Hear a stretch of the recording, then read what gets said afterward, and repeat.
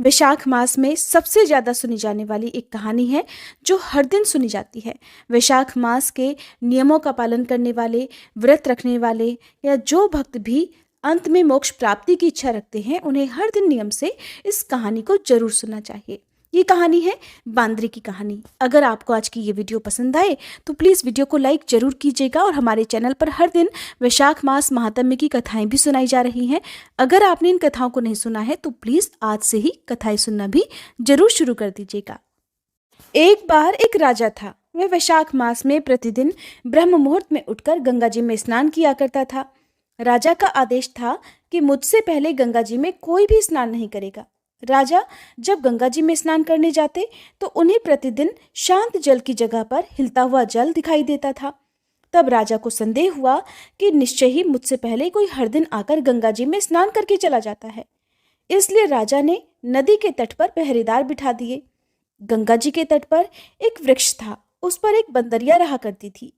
वह हर दिन राजा के स्नान करने से पहले ही स्नान करके वृक्ष पर चढ़कर बैठ जाती थी।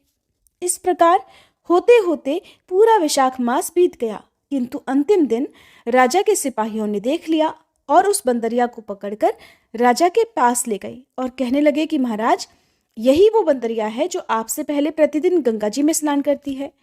उधर राजा की प्रतिज्ञा ये थी कि अगर कोई भी स्त्री मुझसे पहले स्नान करती होगी तो मैं उसी से विवाह कर लूंगा। इसलिए अब अपनी प्रतिज्ञा के अनुसार राजा को उस बंदरिया के साथ ही विवाह करना पड़ा। वैशाख मास के स्नान के पुण्य से बांदरी के गर्भ ठहर गया। 9 महीने पूर्ण होने पर बांदरी ने राजा से पूछा कि महाराज, शिशु जन्म के समय मुझे क्या करना चाहिए। तब राजा ने महल में एक घंटी लगवा दी और बंदरी से कहा कि जब तुम्हें दर्द हो उसे बजा देना, मैं सारा प्रबंध करवा दूंगा। राजा की अन्य रानियां भी थीं, लेकिन उनकी कोई संतान नहीं थी। बंदरिया को गर्भ ठहरा है ये समाचार जानकर अन्य रानियां मन ही मन उस बंदरिया से ईर्ष्या करने लगी और भावी संतान का नाश करने के लिए तरह तरह की योजनाएं बनाने लगी। घंटी लगी देखकर एक रानी ने बंदरिया से इसका कारण पूछा। तब उसने सारा वृतांत सुना दिया। रानी ने बहकाया कि एक बार घंटी बजाकर देख तो ले कि राजा आते भी हैं या नहीं। बंदरी ने घंटी बजाई तो राजा दौड़े दौड़े महल में आए और घंटी बजाने का कारण पूछा। तब बंदरिया बोली, महाराज, मैंने तो रानियों के कहने से ही घंटी बजाई थी। तब रानियों ने राजा से कहा कि महाराज, ये तो पशु है, न जाने कितनी बार घंटी बजाएगी। ऐसा कहकर रानियों ने राजा से कहकर उस घंटी को हटवा दिया। कुछ दिनों के बाद बंदरिया के शिशु जन्म का समय आया तो उसने अन्य रानियों से पूछा कि रानियों, अब मैं क्या करूं।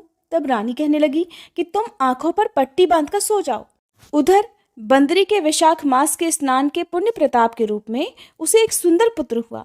शिशु के जन्म होते ही उसके रोने से पहले ही रानियों ने उसे एक टोकरी में रखकर दासी को दे दिया और आदेश दे दिया कि इसे जाकर नदी में बहाओ। और इधर रानियों ने उस शिशु की जगह पर एक पत्थर वहां पर रख दिया। राजा को भी कहला दिया कि महाराज, बंदरिया ने तो एक पत्थर को जन्म दिया है। राजा ने सुना तो उन्होंने भी संतोष कर लिया कि जब दूसरी रानियों के संतान नहीं है तो ये तो बंदरी है, इसके भला क्या संतान होगी। उधर दासी ने उस सुंदर शिशु को नदी में ना बहाकर कुम्हार के खंदड़ में रख दिया। दूसरे दिन कुम्हार कुम्हारिन उस खंदड़ में आए तो वहां एक सुंदर शिशु को रोते हुए देखा। कुम्हार और कुम्हारिन भी निसंतान थे। उन्होंने उस शिशु को अपने लिए भेजी गई भगवान की भेंट माना और बड़े प्रेम से शिशु का पालन पोषण करने लगे।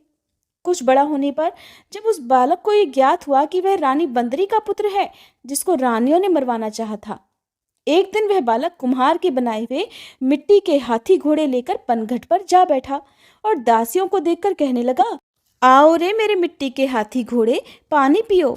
जब दासियों ने ये बात सुनी तो वो हंसने लगी, कहने लगी, अरे मूर्ख, कभी मिट्टी के हाथी घोड़े भी पानी पीते हैं क्या। इस पर वह बालक कहने लगा, अच्छा, तो क्या कभी बंदरी के भी पत्थर जन्म लेता है। उस बालक की ये बात दासियों ने जाकर महल में कह दी। तब रानियों ने दूसरे दिन विष मिलाकर लड्डू भेज दिए। ईश्वर की कृपा से लड्डू गोंद और बादाम के हो गए और उन लड्डुओं को खाने से उस लड़के की मृत्यु नहीं हुई। ये समाचार दासी ने रानी को बताया और रानी ने राजा से कहकर उस कुम्हार को ही देश निकाला दिलवा दिया। अब वह कुम्हार भटकता भटकता वन में ही रहने लगा। इसके बाद अगले वर्ष चैत्र मास में माता गणगौर के पूजन का दिन आया तब वह बंदरी का पुत्र 108 करवे और 108 गोली लेकर तथा घड़े में पानी भरकर बगीचे के बाहर बैठ गया। उधर राजा की और साहूकार की पुत्रियां गणगौर बनाने के लिए मिट्टी लेने के लिए आईं और बगीचे में खेलने और झूलने लगी। इसी कारण कुछ समय बाद उन्हें जोर की प्यास लगी। तब उन्होंने उस बंदरी के पुत्र से जल पिलाने के लिए कहा।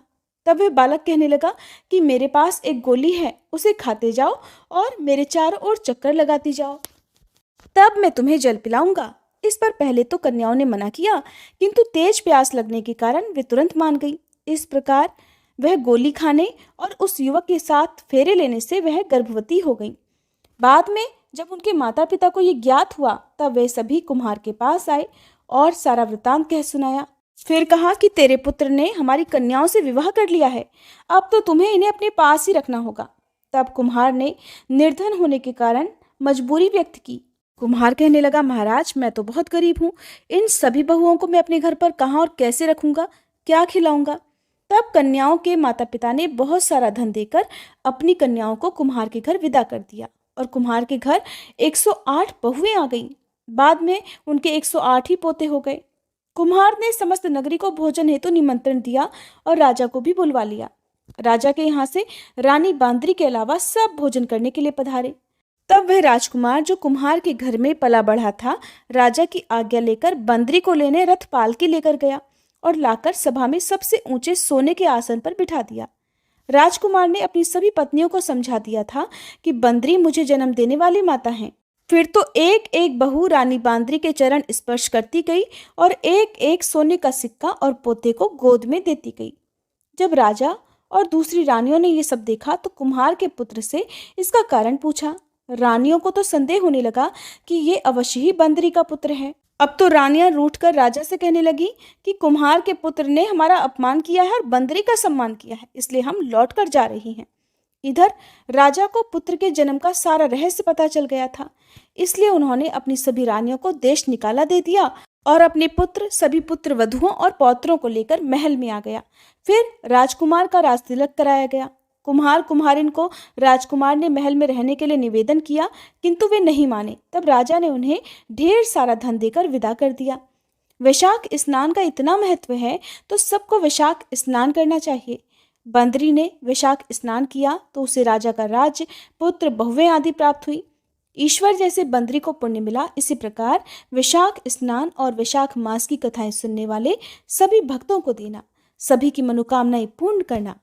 ये थी वैशाख मास में सुनी जाने वाली बांदरी की कहानी।